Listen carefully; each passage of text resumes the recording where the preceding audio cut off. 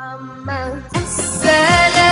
عليك يا رسول الله السلام عليك حبيبي يا نبي الله السلام عليك يا رسول الله السلام عليك حبيبي يا نبي بسم الله الحمد لله والصلاة والسلام على رسول الله وعلى آله وصحبه ومن والاه. Assalamu alaikum wa rahmatullahi wa barakatuh.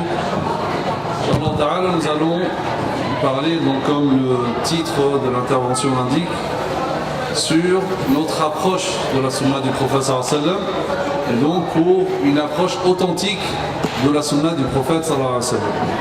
Bien sûr, la sunna du prophète sallallahu alayhi wa sallam est une source législative pour tous les musulmans. C'est la deuxième source juste après le Coran. Ça, c'est une vérité incontestée, incontestablement. Il n'appartient pas à un musulman habité par la foi de remettre ceci en question. Mais là n'est pas le problème. Le problème, c'est l'approche de cette source. C'est comment comprendre cette source.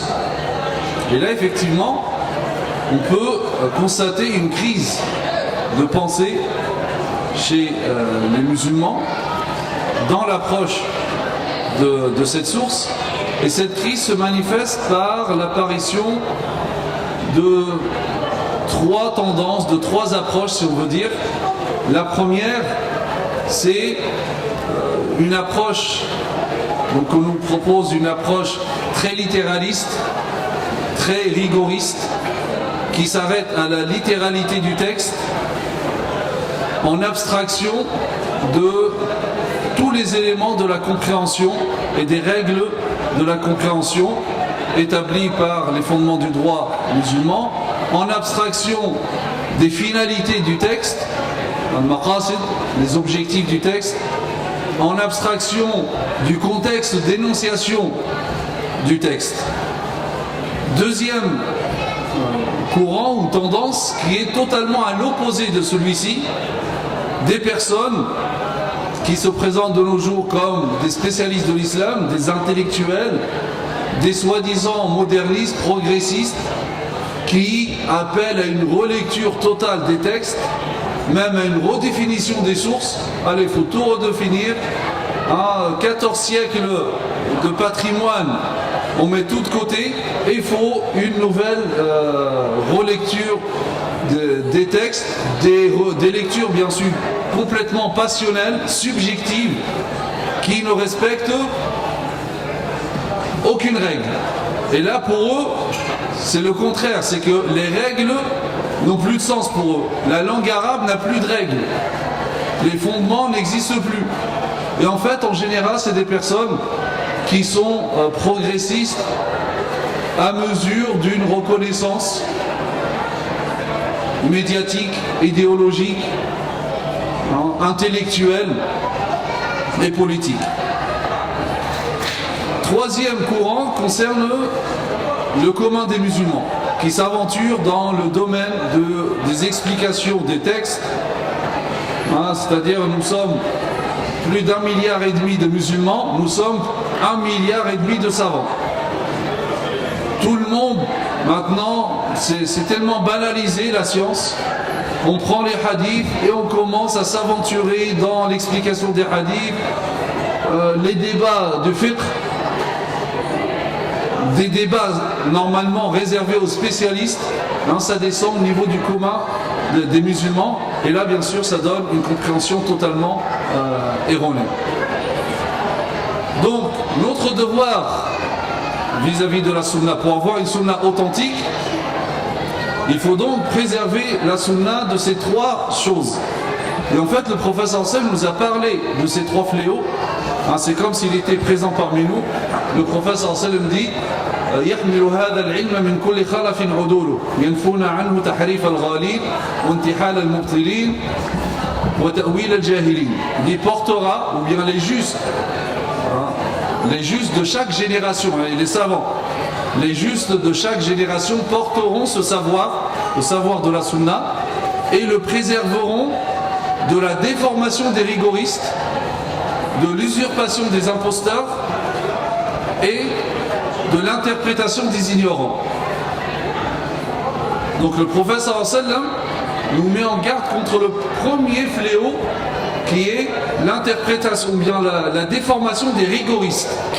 Donc ceux qui nous proposent une lecture totalitariste, rigoriste, littérale, qui s'arrête à la littéralité du texte, c'est une interprétation lexicale du texte. Le prophète sallallahu alayhi wa sallam a appelé ceci une déformation, une dénaturation. Parce que le rigorisme, cette intransigeance, cette difficulté, cette complication qu'on impose aux gens est contraire à la souplesse qui caractérise la sunna du prophète sallallahu alayhi wa sallam.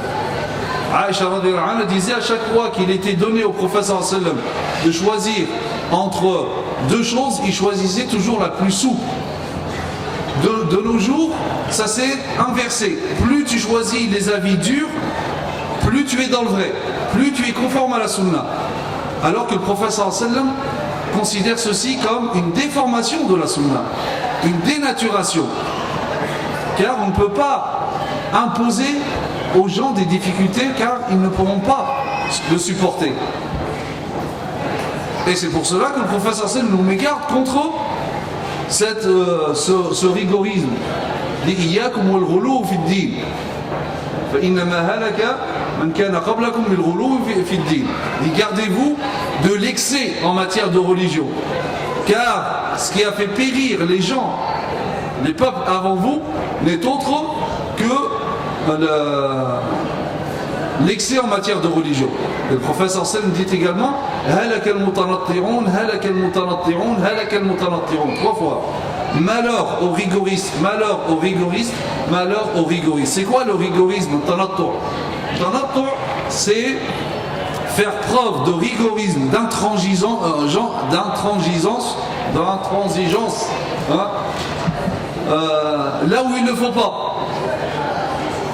Tanattu', par exemple, c'est le fait que certains choisissent des avis dans le fiqh, dans la pratique, dans la aqida, et toute personne qui sort de cet avis-là et prend un autre avis, il est égaré, hein, c'est un vendu, c'est un ignorant. Si c'est pas kafir, c'est déjà pas mal. Ça c'est tanattu'. Ça c'est tanattu', et c'est la plus grande innovation de l'histoire. Le fait de choisir un avis et de l'imposer à tout le monde et dire que tous les autres avis n'existent pas. Ou les autres avis, c'est une hérésie, c'est une bid'a, c'est un égarement. Ça, c'est la plus grande innovation de l'histoire. Car les compagnons, ils ont divergé, mais aucun parmi eux ne disait attention, mon avis à moi, c'est le bon. Les autres, c'est un égarement. Jamais. Ibn Mas'ud radhiyallahu anhu disait qu'il divergeait avec Omar radhiyallahu anhu sur une centaine de questions. Jamais Omar ou bien Ibn Mas'ud disait attention, à mon avis c'est celui-là qui est le bon, l'autre avis c'est un égarement, ne le suivez pas. Ça c'est du tanattu', ça n'existait pas du temps des 3 premières générations. Lorsque Omar radhiyallahu anhu est décédé, Ibn Mas'ud qu'est-ce qu'il dit? Il dit les 9/10 de la science sont partis. Donc tanattu' essayait toujours d'imposer un avis alors qu'il y a divergence, il y a une souplesse entre les savants. Pourquoi tu veux imposer ton avis et ta manière de penser en imputant cela à un salaf? Non, c'est le salaf qui dit ça alors que c'est pas vrai. On voit des avis extrêmement intransigeants. Par exemple, est-ce qu'on a le droit de laisser le bas du pantalon passer la cheville? Ça devient même une marque de piété. Là, ça devient grave. Et dire que c'est le seul avis, il n'existe pas d'autre. Alors que ça, c'est finalement, c'est un avis d'une minorité. Pourquoi vouloir imposer? Il y a d'autres avis. Lisez Ibn Hajar, qu'est-ce qu'il dit de ces hadiths-là dans Fath al-Bari. Lisez ce que dit l'imam al-Nawawi dans le tafsir de Sahih Muslim sur ces hadiths-là. Vous allez voir que ces hadiths-là concernent la personne qui fait ça par arrogance, parce qu'à l'époque, c'était un signe d'arrogance de laisser traîner son vêtement, comme les princes, les rois, etc. Comme je vous ai dit, ceux qui veulent expliquer les textes, mais en abstraction du contexte d'énonciation. Vouloir imposer, dire non, la barbe est une obligation.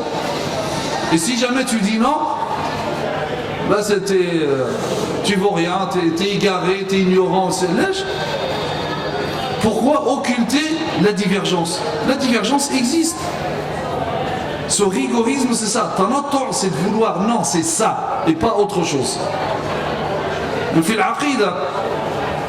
L'aqida, certains, même pas, ils te connaissent même pas. Salam, salam, ayn Allah. Où est Allah? Attends là,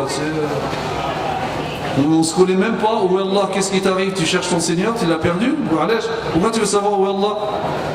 Là, parce qu'il veut que tu lui répondes, en fait, pour te cataloguer. Zarma, il te teste. Tester la foi des gens. Tu te prends pour un imanomètre. C'est toi qui vas dire un tel, il est, sa foi elle est forte, elle est correcte, etc. Et il faut que tu lui donnes la réponse que lui veut, avec les mots et le geste. Il faut que tu dises fils sa main en montrant du doigt. Tu peux lui citer les versets coraniques. Même le Coran, c'est pas bon. Allah Azza wa Jalla répond à cette question dans le Coran, mais non, c'est pas bon. Mais c'est Allah qui dit ça. Il est avec vous là où vous soyez. Là. Allah Azza wa Jalla dit dans Sourate Az-Zukhruf,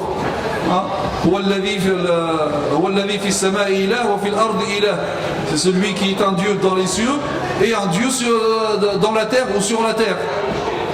Là, c'est pas bon. Il faut que tu dises fils sama, doigt comme ça, car le prophète sallam faisait ça. Alors que il y a d'autres interprétations qu'a connu l'histoire musulmane. Pourquoi vouloir dire non, c'est ça? Je dis pas qu'on n'a pas le droit de dire ça si tu es convaincu de ça. Aucun problème, d'autres avant toi l'ont dit.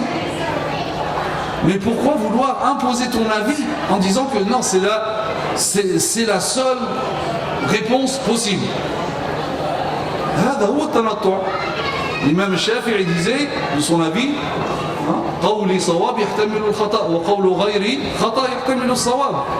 mon avis est juste, je m'en ai convaincu, mais il est sujet à l'erreur, je peux me tromper.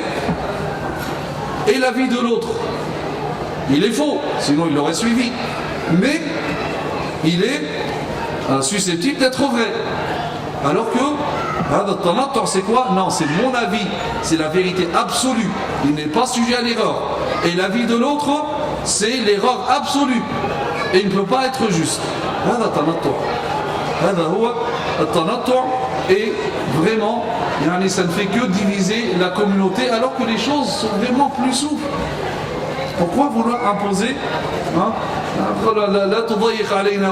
Pourquoi vouloir restreindre ce qui est large? Une richesse, on veut la réduire et exclure. C'est quoi? C'est l'exaltation de soi et l'exclusion de l'autre. Ce que je pense, vérité absolue. Le top du top. L'autre, c'est un égarement absolu. Le professeur sallam nous met en garde contre ce tanattu. Car c'est une déformation de la religion. C'est une déformation de la sunna du prophète sallallahu alayhi wa sallam. Autre fléau dont nous met garde le prophète sallallahu alayhi wa sallam, contre lequel le prophète sallallahu alayhi wa sallam nous met en garde, c'est l'usurpation des imposteurs. Alors, effectivement, dans l'histoire musulmane, on connaît donc qu'il y a eu des imposteurs. Ils ont essayé d'inventer des hadiths du prophète sallallahu alayhi wa sallam et de l'attribuer au prophète sallallahu alayhi wa sallam. Alhamdulillah, Allah Azza wa Jalla a fait en sorte que les savants musulmans donc, ont fait face à ce genre d'imposture et ils ont démasqué ces imposteurs par justement cette science extraordinaire qui est unique au monde, qui est la science des hadiths. Cette science donc qui va établir les règles très précises, très minutieuses pour accepter ou rejeter un hadith. Donc les savants, pour eux, il n'y a aucun problème par rapport à ces hadiths Donc ils les ont même classés, il y a même des ouvrages spécifiques sur les hadiths inventés. Donc chez les savants, ça ne pose pas de problème. Le problème se pose chez les musulmans, chez le commun des musulmans. Car des fois, il y a des hadiths qui sont diffusés, qui circulent dans le milieu des musulmans, pensant que c'est des hadiths, alors c'est des faux hadiths. Et notamment, ça existe beaucoup par rapport à la femme. Et la situation de la femme musulmane aujourd'hui, cette dégradation de cette situation est due, entre autres, à ce genre de faux hadith que les gens prennent pour des vérités. Par exemple, le hadith qui dit, hadith mawdu', inventé, qui dit, par rapport aux femmes, shawiruhunna wa khalifuhun. Consultez-les et faites le contraire. Par rapport aux femmes. Tu as un projet, tu vas chez une maison. Consulte ta femme. Si elle te dit non, mais non, c'est pas une bonne idée, on n'a pas d'argent, etc., fonce. Par contre, si elle te dit oui, vas-y, c'est une bonne idée, là, ça va changer d'avis. Comment le professeur Sallam aurait dit une chose pareille? Alors que c'est un hadith inventé. Le professeur Sallam n'aurait jamais dit une chose pareille, car déjà ça contredit le Coran. Allah Azza wa Jalla parle de consultation dans le Coran entre l'homme et la femme au sujet du sevrage de l'enfant. Si jamais il décide du sevrage après s'être consulté. Donc comment Allah Azza wa Jalla parle de consultation entre hommes et femmes pour quelque chose comme le sevrage, à plus forte raison pour des choses plus importantes. Et ainsi de suite, après, donc on va compliquer la relation homme-femme, si bien que tout est haram. Un homme, il ne doit pas voir une femme, la femme ne doit pas voir un homme, surtout pas entendre la voix d'une femme, car le visage c'est une aura et sa voix est une aura. D'où il sort tout ça? Tout simplement avec ces hadiths qui circulent, notamment le professeur sallam qui va voir sa fille, il lui dit quelle est la meilleure chose pour une femme. Fatima lui aurait dit c'est de ne pas voir un homme et ne pas être vu par un homme. Deux mondes séparés, les hommes ils ne se voient pas, les femmes, etc. Les hommes ne voient pas les femmes ne voient pas les hommes, et c'est bon. Et le professeur Sam lui aurait embrassé donc le front en disant tel père, telle fille. Oh, c'est un hadith qui n'a aucune valeur scientifique. Le Coran est plein d'exemples qui disent le contraire. Vous connaissez l'histoire de Zakaria, كلما دخل عليها زكريا المحراب avec Maryam وجد عندها رزقا قال يا مريم أن لك هذا قالت هو من عند الله. Donc Zacharie qui n'est pas mahram pour Maryam alayhi salam. Pourtant donc il rentre la voir dans le temps, il trouve des fruits qui ne sont pas de saison et lui dit d'où viennent cela. Donc elle dit ça vient d'Allah Azza wa Jalla. Donc il la voit, elle le voit, ils discutent. L'histoire de Moussa alayhi salam qui voit deux femmes qui n'arrivent pas à abreuver leur troupeau. Il va les voir. Qu'est-ce que vous avez dit? On n'arrive pas à abreuver notre troupeau. Et notre père est très âgé, il ne peut pas le faire lui-même. Donc Moussa alayhi salam, il a pris, il a abreuvé donc le troupeau. Ensuite, il est revenu à sa place. Donc bien sûr, attention, il y a des règles. Et pas aussi,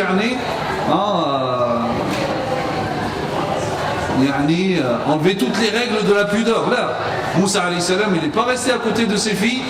Il leur dit alors, donc comment tu t'appelles, c'est quoi ton tel, c'est quoi ton Facebook, etc. T'es belle. Là, on n'appelle pas ça.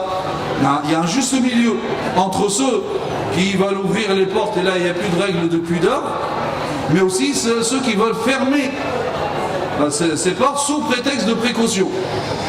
Il y a un juste milieu entre les deux. Et donc certains vont interdire aussi à la femme de sortir, et condamne la femme à une mort intellectuelle et sociale. La femme n'a pas le droit de s'instruire, elle reste chez elle. Yani, ces tâches sont réduites aux tâches ménagères. Et en plus, on ne prend pas son avis, bien sûr. Tu cuisines, baraka, c'est déjà pas mal. Et il est interdit de sortir. Et il se base notamment sur un hadith. Le prophète sallallahu alayhi wa sallam, donc une femme vient le voir. En fait, une femme, son père était très malade. Elle demande à son mari d'aller visiter son père. Le mari refuse. Non, tu ne sors pas. Elle demande au prophète sallallahu alayhi wa sallam, le prophète sallallahu alayhi wa sallam lui dit, obéis à ton mari. Son père meurt. Elle demande quand même d'assister à salat al-janaza. Aller voir sa mère, quand même. Son père est mort. Son mari ne veut pas. Elle demande au prophète sallallahu alayhi wa sallam, le prophète sallallahu alayhi wa sallam lui dit, obéis à ton mari. Et le prophète sallallahu alayhi wa sallam aurait dit donc à la fin que Allah azza wa jalla a pardonné à ton père pour ton obéissance à ton mari. Or là encore il s'agit d'un hadith totalement inventé qui n'a aucune valeur scientifique. Quand même ce hadith là il va à l'encontre d'un devoir religieux qui est silatul rahim, le lien de parenté. Et j'ai même entendu une fois donc un prédicateur sur le minbar regretter le temps où la femme ne sortait qu'à 3 reprises pendant toute sa vie. 3 sorties. Première sortie, vous connaissez la première sortie? Du ventre de sa mère. C'est déjà pas mal. Sans autorisation en plus. Deuxième sortie, de chez son père vers chez son mari. Et après, de chez son mari au cimetière. 3 sorties. C'est que la femme, pour certains, même au cimetière, la femme ne peut entrer dans un cimetière que mort. Pour certains, c'est interdit la femme de visiter le cimetière. Par exemple, vous allez faire une umrah ou le hajj, vous allez visiter Médine, à Al-Baqi', là où sont enterrés les compagnons, là où c'est un mérite d'être enterré là-bas. Il est interdit aux femmes de visiter le Baqi'. Le seul moyen de rentrer au Baqi', c'est d'être morte. C'est 6 euros quand même. D'où vient tout cela? C'est des hadiths faibles, de faux hadiths qui circulent et qui façonnent la culture. Alors soit c'est la culture qui a façonné ces hadiths, ou c'est ces hadiths qui a façonné la culture. Et il y a certainement des deux. Et là, bien sûr, c'est une compréhension totalement erronée. Et là, des fois, même des hadiths authentiques, des fois, il y a un problème. Attention, pas comme certains qui remettent en question tous les hadiths, etc. Là. Mais il y a certaines choses qu'on peut critiquer, bien sûr, avec preuve à l'appui et d'une manière scientifique, c'est pas d'une manière passionnelle, parce que ça contredit ma propre raison, non. Mais si je vous posais cette question, la meilleure des prières pour la femme, c'est où? À la maison. Tout le monde répond ça. Ibn Hazm n'est pas d'accord. Ibn Hazm, al-Zahirite, savant du 5e siècle de l'Égypte, andalou, dit non. D'où on sort ça? Hadith rapporté par Ibn Khuzayma, rahimahullah, l'un des grands spécialistes du hadith. Le hadith s'achène, il n'y a aucun problème, c'est authentique. Il dit que donc une femme qui va voir le prophète sallallahu alayhi wa sallam lui dit: j'aime bien prier avec toi dans ta mosquée. Le prophète sallallahu alayhi wa sallam lui dit: je sais que tu aimes bien prier avec moi dans ma mosquée, mais la prière dans ta chambre est meilleure que la prière dans ton salon. La prière dans ton salon est meilleure que la prière dans la cour de chez toi. Et la prière dans la cour de chez toi est meilleure que la prière dans la mosquée de ton quartier. Et la prière dans la mosquée de ton quartier est meilleure que la prière dans ma mosquée. Ibn Hazm réfute ce hadith, pourquoi? Parce qu'il dit que ce hadith-là contredit la sunna pratique du prophète sallam, qui est une sunna notoire. Car vous savez, dans les hadiths, les savants le classent selon le nombre de transmetteurs en deux grandes catégories. Hadith mutawatir, hadith rapporté par un grand nombre vers un grand nombre du début à la fin de la chaîne. Ça implique, le hadith implique une connaissance catégorique. Et il y a un hadith ahad singulier rapporté par deux personnes vers deux personnes du début à la fin de la chaîne. S'il y a une contradiction entre un hadith mutawatir notoire et un hadith singulier, les savants tous disent on accorde la primauté au hadith mutawatir. Ibn Hazm, c'est ce qu'il fait. Il dit la sunna notoire mutawatira, c'est que les femmes priaient dans la mosquée du prophète sallallahu alayhi wa sallam, y compris les épouses du prophète sallallahu alayhi wa sallam. Comment expliquer que les épouses du prophète sallallahu alayhi wa sallam, notamment, délaissaient ce qui était mieux et priaient à la mosquée alors que le prophète sallallahu alayhi wa sallam le savait? Depuis la construction de la mosquée jusqu'à la mort du prophète sallallahu alayhi wa sallam. Même l'irtikaf, le prophète sallallahu alayhi wa sallam faisait l'irtikaf, la retraite spirituelle, ses épouses le faisaient dans la mosquée après sa mort. Donc, ils n'ont pas appliqué ce hadith-là. Et donc, Ibn Hazm dit que la sunna mutawatira prime ici. Donc, les 27 degrés notamment, c'est le prophète sallallahu alayhi wa sallam qui dit que la prière à la mosquée est meilleure que la prière chez soi, donc, ou seul, de 27 degrés, donc ça s'applique à l'homme et à la femme. Ça c'est Ibn Hazm, et Muhammad al-Ghazali rahimahullah donc penche pour cet avis. Troisième fléau, c'est l'interprétation des ignorants. Alors ici on peut donner deux courants de cette interprétation d'ignorants.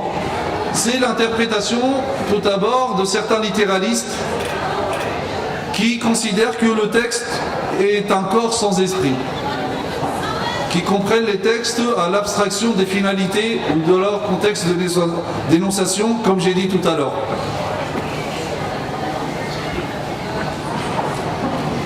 Par exemple, comme chaque année, je pense, vous le constatez, pour Zakat al-Fitr. Zakat al-Fitr, donc pour certains, Zakat al-Fitr, il faut la donner impérativement sous forme de sar. Sar, c'est 4 doubles poignées comme ça, d'orge, de dattes, de raisins secs ou de aqit, sorte de fromage asséché de l'époque.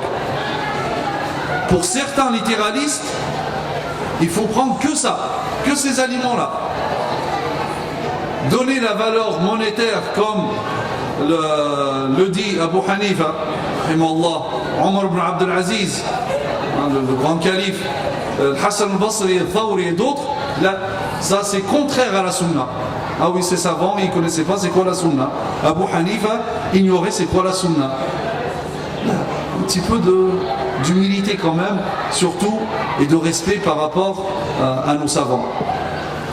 Là, c'est une compréhension littéraliste qui ne prend pas en considération l'objectif de la zakat. Est-ce que la zakat al-fitr a un objectif ou le prophète sallallahu alayhi wa sallam établit des lois comme ça, sans esprit, sans objectif?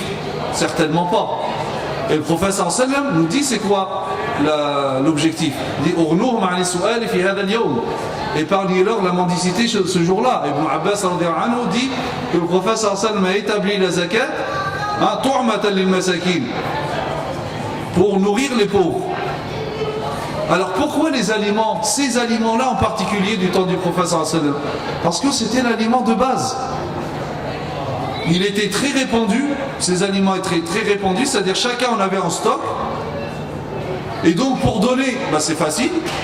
Et c'est aussi utile à celui, au pauvre qui reçoit, parce que c'est les aliments de base que tout le monde utilise. C'est pour ça que les savants, les premiers d'ailleurs savants, ils ont dit un endroit où il n'y a pas de blé, il n'y a pas d'orge, il n'y a pas de date, on fait quoi? Donc ils ont dit on donne Ghalib Qout et Ahl al-Balad, l'aliment de base le plus répandu dans le pays. Ça peut être du riz, etc. Dans le même esprit, regardez les savants, les premiers savants, ils avaient déjà compris ces textes à la lumière de leur finalité.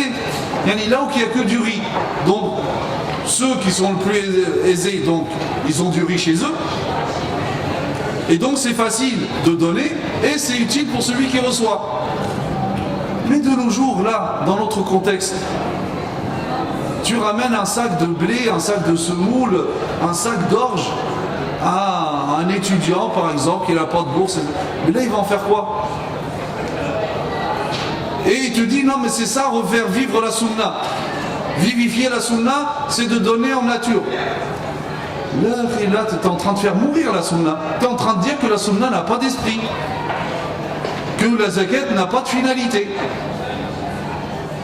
Et en réalité, celui qui va donner ce sac d'orge, de dattes, etc., il en a chez lui? Est-ce qu'il en a chez lui? Non, c'est fini ça, on n'a plus de stock de ces choses-là. Parce que ce n'est pas l'aliment de base. Donc qu'est-ce qu'il va faire? Il va aller l'acheter. Et donc après, il va le donner à ce pauvre qui lui, il n'en a pas besoin, ça lui sert à rien du tout. Donc qu'est-ce qu'il va faire?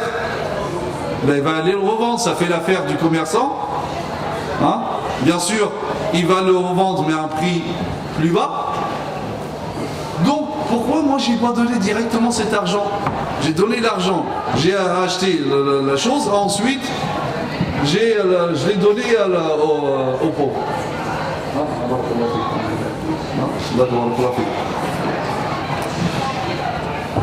Donc ça c'est une compréhension littéraliste qui ne convient pas aux objectifs de la sunna du prophète sallallahu alayhi wa sallam. Certains diront voilà pourquoi le prophète sallallahu alayhi wa sallam ne l'a pas établi directement en valeur monétaire. C'est pour les mêmes raisons. Pourquoi? Parce que la monnaie à l'époque était très très rare. À l'époque, qu'est-ce qu'ils auraient fait?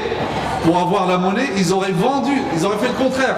Ils auraient vendu leur sac de blé, etc. pour avoir de la monnaie. Maintenant, je donne. Et qu'est-ce qu'aurait fait le pauvre? Il aurait acheté justement le sac. Moi je lui donne le sac directement. Voilà la sunna du prophète sallallahu alayhi wa sallam. Et la monnaie à l'époque c'était très rare. Soit c'était le dinar qui venait de Byzance ou le dirham qui venait de Perse. Donc ça c'est une compréhension littéraliste et une interprétation d'ignorants. Même si parfois certains parlent et utilisent des termes de savants, il n'en reste que c'est une interprétation d'ignorants. Le deuxième courant, c'est l'autre extrême, comme j'ai dit tout à l'heure. Ces personnes qui se présentent comme intellectuels spécialistes de l'islam. Le point commun, aucun d'entre eux n'a fait des études académiques en sciences islamiques. Aucun. C'est des, je ne sais pas, sociologues, des anthropologues, des je ne sais quoi. Hein, mais aucun d'entre eux n'a fait des études islamiques. De jour au lendemain, ils se découvrent des vocations. On est devenus des savants et on veut tout réformer. Ah, la religion, tout, il faut tout réformer. Les sources, l'interprétation des textes, la relecture. Un Cheikh Abdelmajid al-Najjar, il a écrit un livre extraordinaire en arabe. Hein, c'est sur justement ces nouvelles relectures. Qui en fait, ces gens-là nous proposent des interprétations subjectives qui ne respectent aucune règle. Chacun dit mais pourquoi tu as dit ça? Ça c'est mon ijtihad. Ça c'est un mot aussi qu'on commence à utiliser. On aime bien, ça fait bien. Qui t'a dit que tu étais mujtahid toi? T'es mujtahid? Tu sais ça veut dire quoi l'ijtihad? Les différents degrés de l'ijtihad? Lui alors là est directement au top, au summum de l'ijtihad. L'ijtihad, mujtahid mutlaq. Il n'y a pas besoin des écoles et tout ça. D'ailleurs les écoles, tout ça c'est, on efface tout, on recommence à nouveau. Et donc ces gens-là, donc ils nous sortent des interprétations comme je dis subjectives. Par exemple, certains qui vont nous dire non mais la religion n'a rien à voir avec la politique, avec l'économie, etc. Donc il faut faire une séparation. Il y a certains qui veulent faire de l'islam une copie conforme du christianisme. Donc là l'islam c'est que une simple confession. Ils vont même te sortir des hadiths. Alors, du coup, la sunna normalement ce n'est pas une source, mais pour ça oui, ils vont te sortir un hadith. Car le prophète sallam, lorsqu'il a vu, parce que le prophète, ils disent même pas tout l'énoncé, ils disent seulement, le prophète sallam dit Antum a'lamu bi umuri dunyakum. Vous êtes les plus savants en matière de votre monde. Donc voilà la preuve que le prophète sallam s'occupe que ce qui est purement cultuel. Tout ce qui est du profane, ça relève donc de l'intelligence humaine et non pas de la prophétie ou de la révélation. Alors qu'il faut revenir au contexte d'énonciation pour comprendre ce hadith-là et les différentes versions d'ailleurs. Le prophète sallam, lorsqu'il est arrivé à Médine, les Mécois ce n'est pas des agriculteurs. Le prophète sallam, il voit les Médinois en train de polliniser les palmiers. Il leur dit, moi je pense que si vous ne le faites pas, ça ne va pas empêcher les dates de sortir. Les Médinois, pensant que le prophète sallam parlait en tant que prophète, ils ont arrêté de le faire. La récolte était catastrophique. Après le prophète sallam leur a dit, mais ça, moi je ne suis pas agriculteur. Moi j'ai dit uniquement ce que je pensais. Donc là le prophète sallam il n'a pas parlé en tant que prophète. Il dit, vous êtes plus spécialiste dans ça, moi je ne connais pas l'agriculture. Voilà le hadith. Alors que les autres, regardez comment ils veulent le transformer pour séparer le culturel du profane. Hein? Ou d'autres, comme j'ai dit, ceux qui, les interprétations subjectives aussi, certains par exemple, qui vont même réfuter des hadiths carrément. Alors on réfute des hadiths parce que ça contredit la raison. Non, ça contredit la raison. C'est sa raison. Mais il a cette arrogance de croire que sa raison représente la raison humaine. Et on réfute des hadiths comme ça. Les sciences du hadith, comme j'ai dit, ces gens-là, il n'y a plus de normes. La langue arabe n'a plus de règles.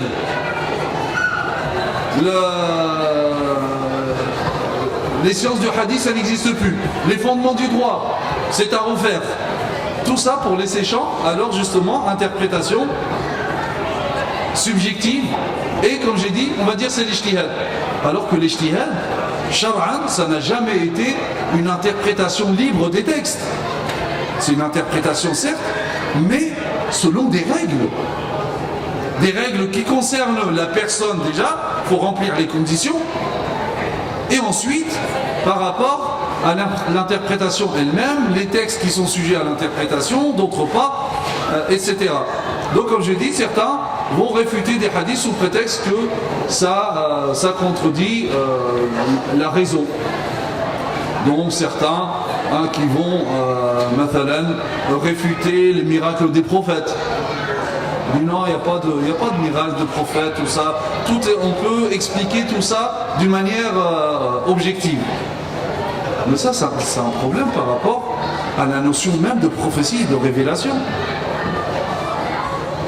Certains disent, mathalan, dans le Coran, la petite sourate que vous connaissez, Alam tara kayfa fa'ala rabbuka bi ashab al-fil, dit non, en réalité, il n'y a ni tayr ababil, ni hijara min sijil.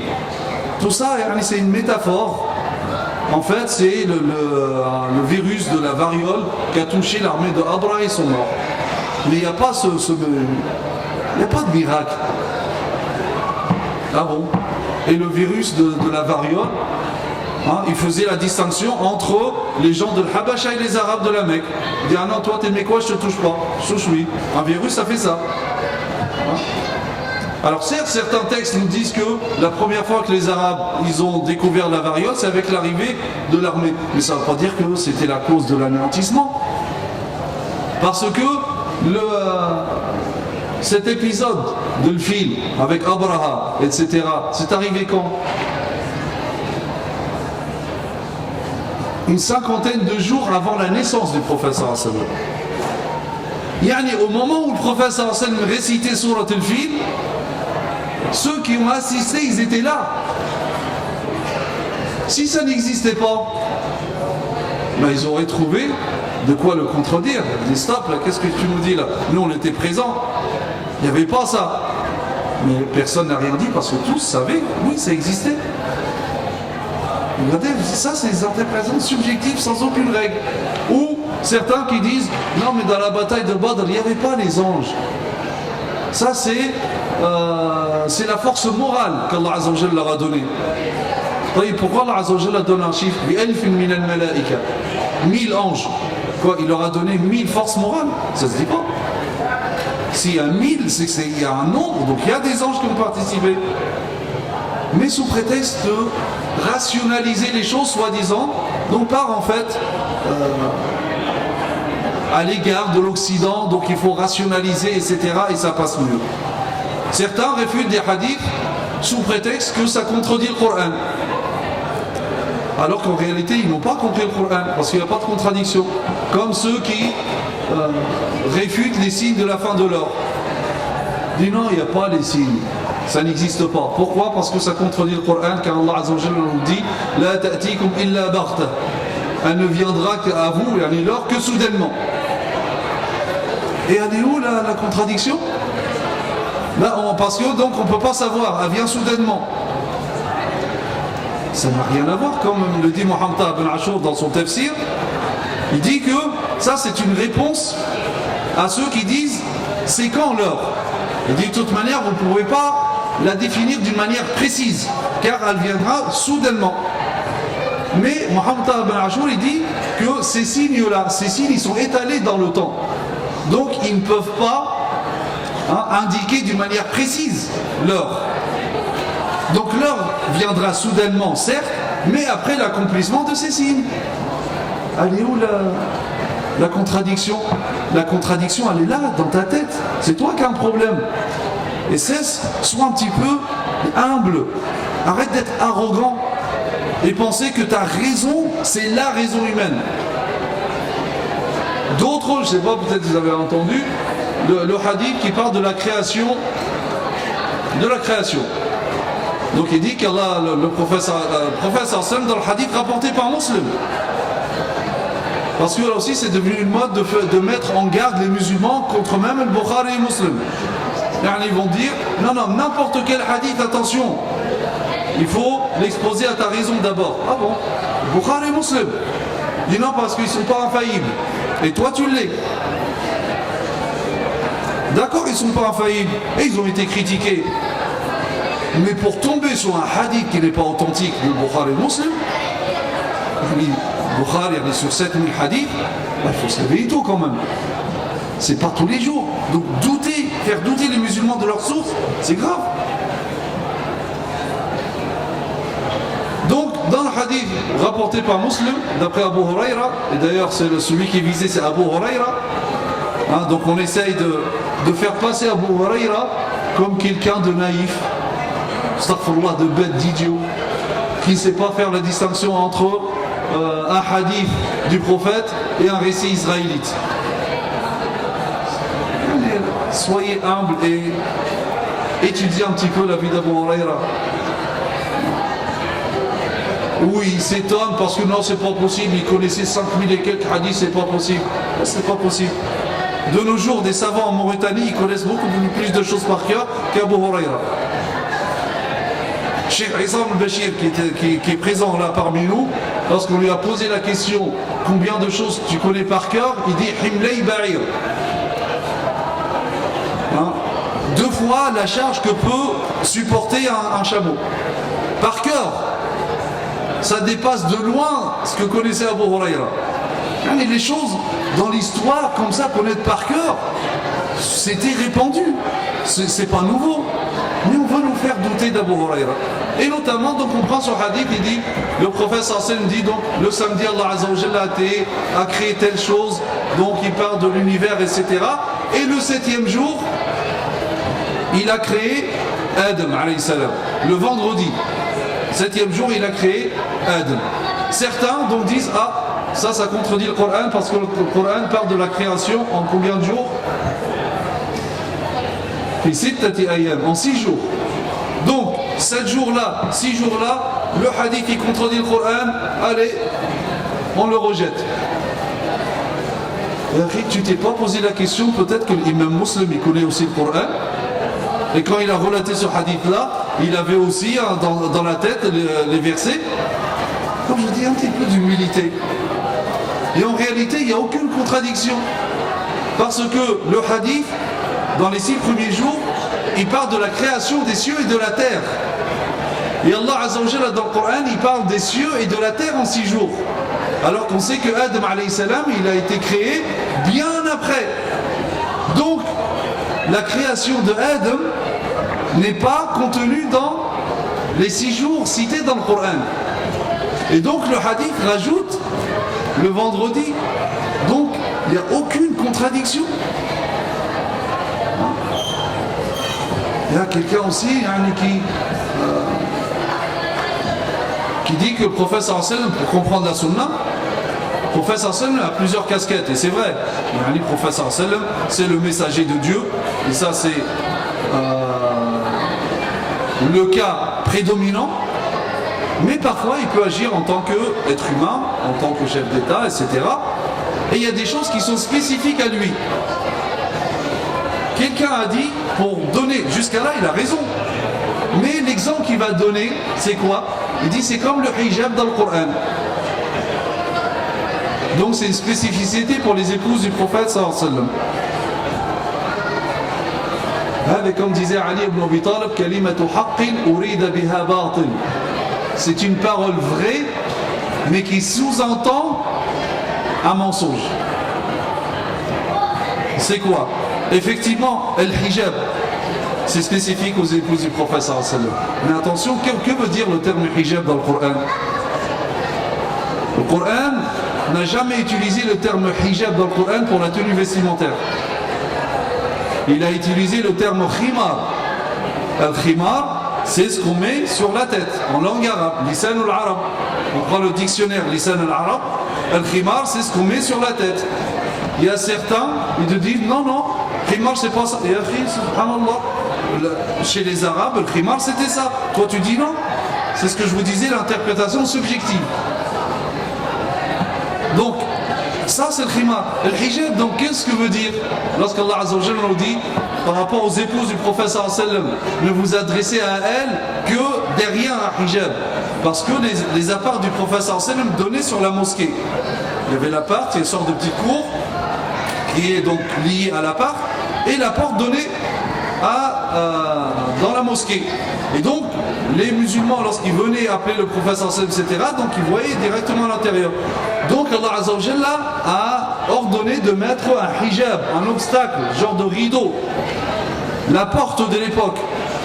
Donc un rideau, et de ne parler aux épouses du prophète sallallahu alayhi wa sallam qu'à travers ce rideau. Il ne parle pas de tenue vestimentaire. Vous voyez quand même comment c'est vicieux. Donc tout simplement, je vous dis, il y a des choses spécifiques au prophète sallallahu alayhi wa sallam comme le hijab dans le Coran. C'est vrai ou pas? Oui, c'est vrai. Mais le problème, si je le dis uniquement comme ça, et je sais que vous pensez que le hijab, c'est ce qu'on met sur la tête. Et donc, vous allez penser, faire le raccourci, donc, le khimar, le voile, ça concerne que les épouses du prophète sallallahu alayhi wa sallam, alors que c'est pas vrai. C'est pas ça. Donc, regardez comment, des fois, on manipule pour arriver à imposer un avis qui est totalement infondé et qui n'existe nulle part ailleurs. Donc ça, c'est comme j'ai dit, ça c'est des interprétations d'ignorants. Quelle que soit la personne, quelles que soient des personnes qui peuvent porter des vêtements de savants, utiliser des termes de savants, se voir attribuer des titres de savants. Mais il n'en reste, comme dit Cheikh Taladawi dans son excellent livre la sunna prophétique, ça reste des interprétations d'ignorants. Donc voilà les 3 fléaux dont il faut préserver la sunna du prophète sallallahu alayhi wa sallam: la déformation des rigoristes, l'usurpation des imposteurs et l'interprétation des ignorants. أقول قولي هذا وأستغفر الله لي ولكم وسبحانك اللهم وبحمدك نشهد أن لا إله إلا أنت نستغفرك ونتوب إليك وصلى اللهم على سيدنا محمد وعلى آله وصحبه وسلم تسليما. والسلام عليكم ورحمة الله وبركاته. السلام عليك يا رسول الله. السلام عليك حبيبي يا نبي الله. السلام عليك يا رسول الله.